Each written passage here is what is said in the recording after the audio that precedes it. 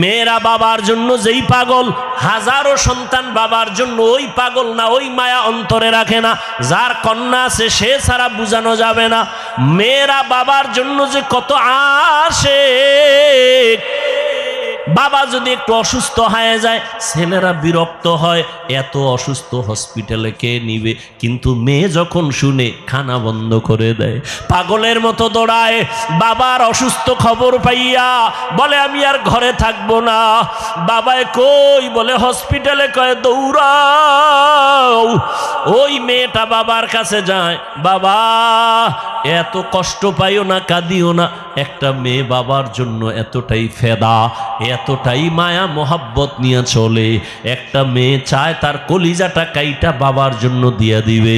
ওই মেয়ে পাইয়া যারা খুশি না, তোমাদের কপাল বড় খারাপ। নবী বলেন একটা কন্যা পাইছো, একটা জান্নাতের মালিক হয়ে গেছো। দুইটা কন্যা পেয়েছো, দুইটা জান্নাতের মালিক হয়ে গেছো। আমার মায়ার নবী ওই চরিত্রহীন মানুষগুলোর জমিনে আইসা আমার নবী তাদের আলিঙ্গন করলেন, বুকে লাগাইলেন। তোমার আমার মতো সি কইয়া বেনামাজিরে তাড়ায়া দেন নাই।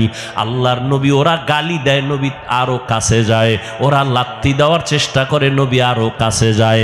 ওরা গালি দেয়, ওরা বদনাম করে, নবী প্রশংসা করে।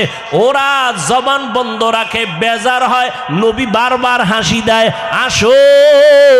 নবী এমন ভাবে তাদের মহব্বতের বন্ধনে আবদ্ধ করলেন।